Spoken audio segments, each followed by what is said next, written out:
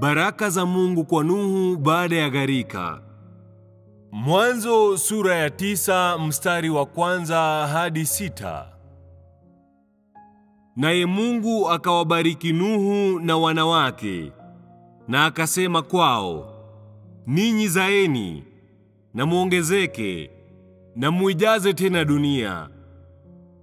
Na wanyama wote wa dunia watawaogopa na kuwa na hofu nanyi, na ndege wote wa angani, na vyote vitembeavyo duniani, na kila samaki wa baharini, wamewekwa katika mikono yenu. Kila kisongacho kilicho na uhai kitakuwa chakula chenu. Jinsi ambavyo nimewapa mboga, ndivyo ninavyowapa vitu vyote. Lakini nyama iliyo na uhai, ambayo ni damu yake, ninyi msiile. Na bila shaka nitahitaji damu yenu ya uhai wenu. Nitaihitaji kwa mkono wa kila mnyama, na kwa mkono wa mwanadamu. Nitahitaji uhai wa mwanadamu kwa mkono wa ndugu wa kila mwanadamu. Yeyote ambaye atamwaga damu ya mwanadamu, damu yake itamwagika na mwanadamu, kwa kuwa Mungu alimfanya mwanadamu kwa mfano wake. Baada ya Nuhu kukubali maagizo ya Mungu na kujenga safina na kuishi katika siku zile husika, Mungu alitumia gharika ili kuangamiza ulimwengu. Familia yake nzima ya 8 ilinusurika. Bali na familia ya Nuhu ya 8, wanadamu wote waliangamizwa, na viumbe wote nchini wakaangamizwa. Kwa Nuhu, Mungu alimpa baraka, na akasema baadhi ya mambo kwake na watoto wake wa kiume. Mambo haya yalikuwa yale ambayo Mungu alikuwa akimpa yeye, na pia baraka zake kwake yeye. Hizi ndizo baraka na ahadi Mungu humpa yule ambaye anaweza kumsikiliza yeye na kuyakubali maagizo yake, na pia namna anavyotuza watu. Hivi ni kusema, haijalishi kama Nuhu alikuwa binadamu mtimilifu au alikuwa binadamu mwenye haki mbele ya macho ya Mungu, na haijalishi ni kiwango kipi alichomjua Mungu.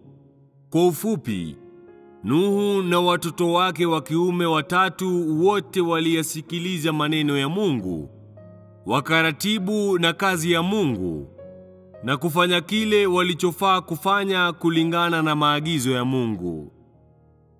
Kutokana na hayo, walimsaidia Mungu kuweza kubakiza binadamu na aina mbalimbali za viumbe walio na uhai baada ya kuangamizwa kwa ulimwengu na gharika.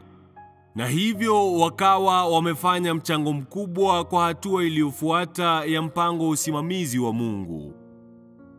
Kwa sababu ya kila kitu alichokuwa amefanya, Mungu alimbariki. Pengine kwa watu wa leo, kile alichofanya Nuhu hakikuwa sana na dhamani ya kutajwa. Baadhi wanaweza hata kufikiria, Nuhu hakufanya chochote. Mungu alikuwa ameamua akilini mwake kumuhifadhi, hivyo kwa hakika angehifadhiwa. Kuwepo kwake si kwa sababu yake. Hili ndilo jambo ambalo Mungu alitaka lifanyike, kwa sababu binadamu ni mtulivu. Lakini hicho sicho Mungu alikuwa anafikiria. Kwa Mungu, haijalishi kama mtu ni mkubwa au asiye wa maana, mradi tu aweze kumsikiliza yeye, kutii maagizo yake na kile anachomwaminia, na aweze kushirikiana na kazi yake, mapenzi yake na mpango wake, ili mapenzi yake na mpango wake iweze kukamilika vizuri. Basi mwenendo wake unastahili kukumbukwa na yeye na kustahili kupokea baraka zake. Mungu huthamini sana watu kama hao, na yeye hupenda sana vitendo vyao na upendo wao na huba yao kwake. Huu ndio mwelekeo wa Mungu. Hivyo kwa nini Mungu alimbariki Nuhu? Kwa sababu hivi ndivyo Mungu anavyoshughulikia vitendo kama hivyo na utiifu wa mwanadamu. Kuhusiana na baraka za Mungu kwa Nuhu, baadhi ya watu watasema, kama binadamu watamsikiliza Mungu na kumtosheleza Mungu, basi Mungu anafaa kumbariki binadamu. Je, hilo halifanyiki hivyo bila kusema? Tunaweza kusema hivyo? Baadhi ya watu husema, la. Kwa nini hatuwezi kusema hivyo? Baadhi ya watu husema, binadamu hastahili kufurahia baraka za Mungu. Hilo si sahihi kabisa. Kwa sababu wakati mtu anapokubali kile Mungu amemwaminia, Mungu anacho kiwango cha kuhukumu kama vitendo vya mtu huyu ni vizuri au vibaya, na kama mtu huyu amemtii, na kama mtu huyu ametosheleza mapenzi ya Mungu, na kama kile anachofanya kimeruhusiwa. Kile anachojali Mungu ni kuhusu moyo wa mtu huyu, si vitendo vyake vya juu juu. Si jambo kwamba Mungu anafaa kubariki mtu mradi tu afanye hivyo, licha ya namna anavyofanya hivyo. Huku ni kutoelewa kwa watu kumhusu Mungu. Mungu huangalia tu mwisho wa matokeo ya mambo, lakini anatilia mkazo zaidi kuhusu namna moyo wa mtu ulivyo, na namna mwelekeo wa mtu ulivyo wakati wa maendeleo ya mambo, na anaangalia kama kunao utiifu, utiliaji maanani, na tamanio ya kumtosheleza Mungu ndani ya moyo wake. Nuhu alijua kiasi kipi kumhusu Mungu wakati huo? Kiasi hicho kilikuwa kingi kama mafundisho ya dini mnayojua sasa. Kuhusu dhana za ukweli kama vile dhana na maarifa ya Mungu, alipokea kunyunyuzia na uchungaji kama ninyi? La, hakupokea. Lakini kuna ukweli moja ambao haupingiki. Katika fahamu, akili na hata kina cha mioyo ya watu wa leo, dhana zao na mwelekeo wao kwa Mungu umejaa ukungu na haueleweki. Mnaweza hata kusema kwamba sehemu fulani ya watu inashikilia mwelekeo mbaya kwa uwepo wa Mungu.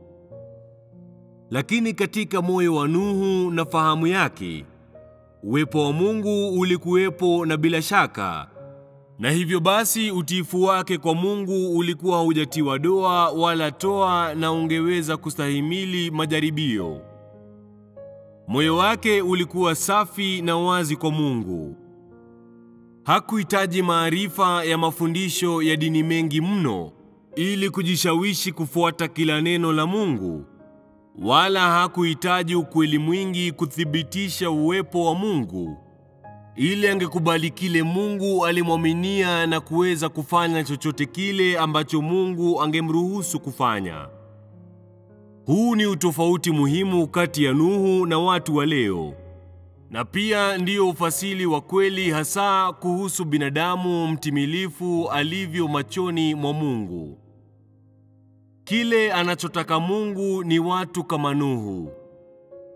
Yeye ni aina ya mtu anayesafishwa na Mungu, na pia hasa mtu wa aina ile ambaye Mungu hubariki. Mmepokea nuru yoyote kutoka haya? Watu huangalia watu kutoka nje, huku naye Mungu anaangalia mioyo ya watu na kiini chao. Mungu hamruhusu yeyote kuwa na moyo wowote wa kukosa ari au shaka kwake yeye, wala hawaruhusu watu kushuku au kumjaribu yeye kwa njia yoyote ile. Hivyo, ingawaje watu wa leo wako uso kwa uso na neno la Mungu, au mnaweza hata sema kwamba wako uso kwa uso na Mungu, kutokana na kitu kilicho ndani ya mioyo yao, uwepo wa kiini chao potovu na mwelekeo wao wenye ukatili kwake yeye, Wamezuiliwa kutoka kwa imani yao ya kweli kwa Mungu na kuzibwa kutoka kwa utiifu wao kwake yeye. Kwa sababu ya haya, ni vigumu sana kwao kutimiza baraka sawa ambazo Mungu alikabidhi Nuhu.